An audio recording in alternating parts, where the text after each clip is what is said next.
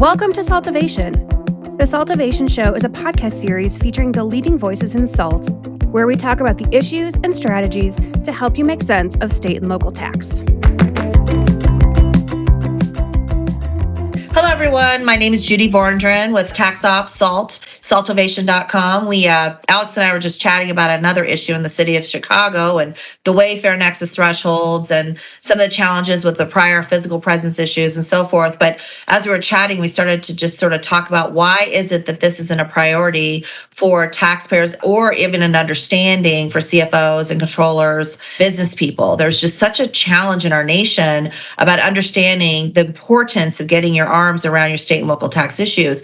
And Wayfair has certainly risen a lot of that to prominence. But what has happened is we have these conversations with our clients about Wayfair being the driver for compliance. We end up finding they already had nexus for some other reason, because why would they otherwise have had business in the state that was out of their domicile? So you're at a state like Illinois, and then all of a sudden you find you have customers in California and Texas and Oklahoma or Vermont. I mean, you just could sell anywhere to anyone because your product can get to market via Amazon. If you're selling a thing or your software, anybody with Wi-Fi can access it. So it's what I find very interesting is how easy it is for businesses to tax customers out of state, but how little regard is given to the sourcing of the revenue, the understanding of the business footprint, and whether or not how they got that customer in that jurisdiction. And then, of course, Wayfair has said, we should pay attention to this because we've sold an economic amount of stuff into a state. But when we start talking to them, we find out they've already been in the state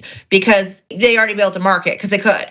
So what do you think, Alex? Why do you think it is in our field that we struggle so much with educating people about how to pick tax advisors that specialize in our space? You know, Judy, honestly, I wish I had a great answer. I don't. I've been ruminating on this, I think, possibly my entire career. I think before I say anything else, I do want to qualify something, or at least my viewpoint. We're in this specific industry, right? So we are intimately aware of what's going on with our industry, and we have to acknowledge that CFOs and VPs of tax and other business leaders and entrepreneurs are dealing with a much larger pool of responsibility, so to speak, right? Where we're just one small little element of the entire pie for them.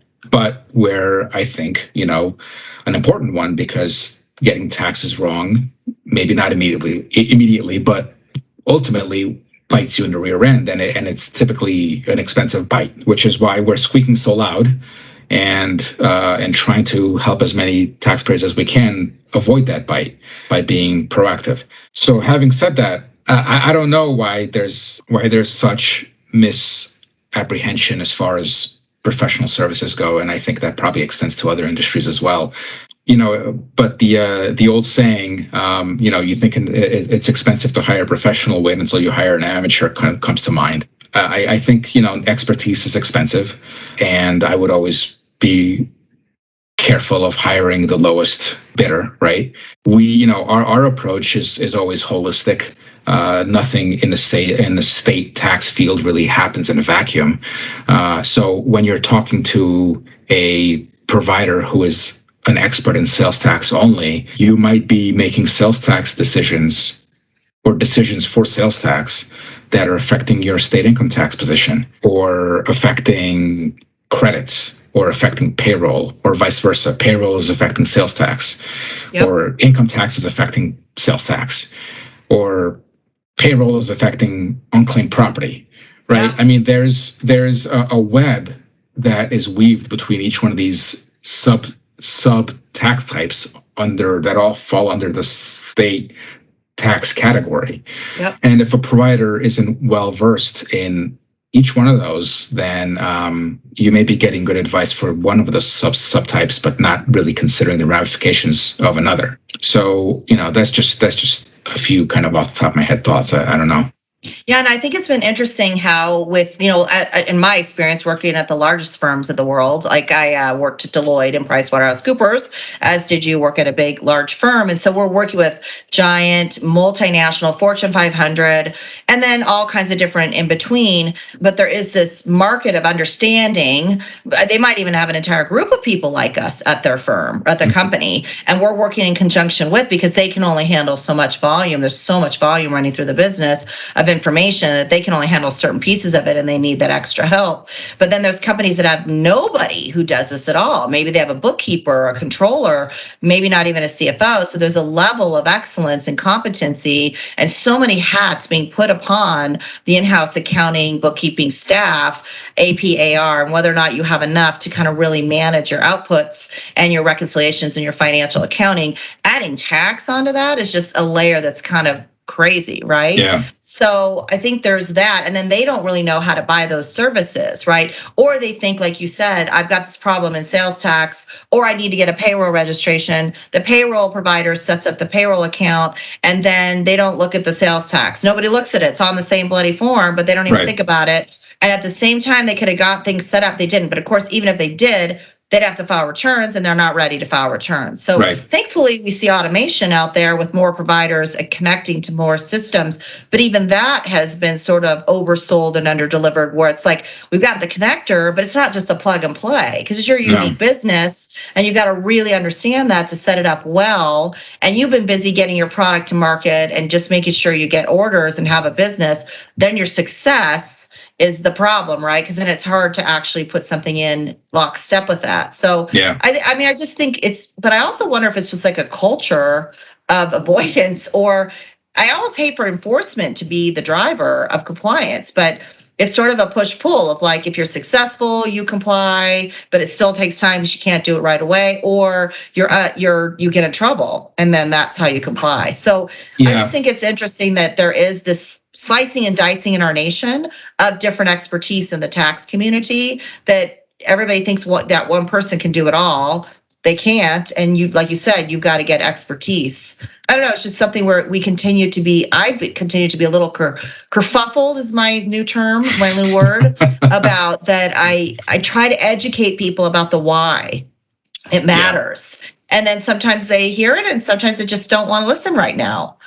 And I hate for that to be the listen me, you're going to have a giant assessment. And we have a client right now with a very large audit assessment in one jurisdiction. I mean, that's sort of heartbreaking to me, because the tax should have been collected from the customer and they should know it, but they're going to owe it. And they could go back and recoup it if they wanted, but they probably won't. So now you've just added like a head count that didn't get you ahead. It just paid the government tax you didn't get right. But the money is real, but somehow there isn't a belief that it is. So I think that's an interesting issue too. It is. And, and I've heard several times before where an entrepreneur has said in response to our fair warnings is, well, you're just using a stick, the stick methodology to scare me into buying services. And, I really don't like that, because that's not what we're trying to do. I mean, we hold ourselves to a higher standard. We're professionals. We've been doing this a long time, and we've seen plenty of audit enforcement in our careers that have led to large assessments. And, we're trying to act in your best interest. We're not trying to sell you services that you don't need. Correct. And in this particular case that comes to mind, they had a local provider who was doing their state income tax compliance, and this provider said in response to that, well, we've never had an audit before. And I'm not sure what that meant. If they meant that as a firm, none of their clients have ever been audited, or this company has never been audited and they've never defended it, and that might be true, unlikely, but true. But that doesn't mean that there aren't audits. There are. Where I personally have 6 of them that I'm defending right now. They happen. We've had a little bit of a lull, I think, in the last 3 years since Wayfair, at least on the sales tax side. But but we're at that 3-year mark, and they're going to start coming now, especially after COVID is kind of, workplaces are starting to return to whatever normal is now, but we're stabilizing, and I think the audits are going to start picking up, and we're seeing that. So it's just, it's interesting. I was a little taken aback by that comment. We're not here to upsell you anything. We're here to get your back. Yeah. Well, and not only that, but just because you haven't been audited means you don't have to comply. Like, you're supposed to comply. Like, that's what it's expected. We have a voluntary system. So why am I convincing you to follow what the law requires? So yeah, it's sort of it's interesting in different cultures. We have clients in the UK, we have clients in Spain, whatever. We have different country cultures, and some of those cultures are much more compliant and more. They take it very seriously as an owner and so forth, that they want to comply as fully as possible. Now, you can never comply 100%. That's just not, unfortunately, just the way business operates. You can't always get it exactly right, but you can get pretty darn close. But then there's this other side of like non-compliance. It's very interesting to me. And we sort of have a structure or a nature in America that we don't like paying taxes, which I appreciate. And like, nobody wants to pay more than their fair share, but what is a fair share? And they should, yeah. So I think that is and clearly, and that's what we're here for, is to make sure that you don't. yeah, good point. And then it's mindful and well thought through, and that the government, when asked, you're going to say to them, yes, we thought about this. This is what the law says. This is what we're doing, and this is how we're applying it. I think that's a fair standard to you, and you're getting your fair share. Yeah. Anyway, it's just something I've been really pondering about, and why I want to educate people about how important it is to pick a good provider and to understand their expertise and not just their sales pitch, right? To really vet them. But if you don't know what you don't know, then how do you know if they're a good provider, right? Yeah. If you don't know how many clients they've helped, how long they practice in their area, what their experience has been, it's important to see that and decide if that's the right provider for you. And there's a lot of people getting in this game now, especially with Wayfair, that are sort of maybe not completely qualified to handle all the pieces that you might need. And it's important to vet that so you can get the right set of people. Like, no lawyer, we're both lawyers, and no lawyer, like my husband's a securities lawyer. Like, he doesn't do employment law. He doesn't set up contracts. He doesn't do landlord tenant, right? Mm-hmm. He just doesn't. He would never even touch that area. He has enough knowledge to know how to research it because he's a lawyer, but he practices in an area that has expertise. And there's something about our CPA community where we're a little too general, but you've got audits, you've got tax, you've got IT, you've got billing, AR, financial accounting, you've got GAAP, you've got tax. I mean, it's not all the same animal. So it's important to kind of assimilate a group of providers that can really give you best practices in lots of different areas. And that's kind of what we try to do here at TaxOps. That's right. Absolutely. We'll keep fighting a good fight. I know, right? All right. Thanks for taking your time to listen. If you guys want to hear any more from us, check out saltovation.com. Thank you. This podcast is for educational purposes only and is not intended, nor should it be relied upon as legal, tax, accounting, or investment advice. You should consult with a competent professional to discuss specifics of your situation and the applicability of the information presented.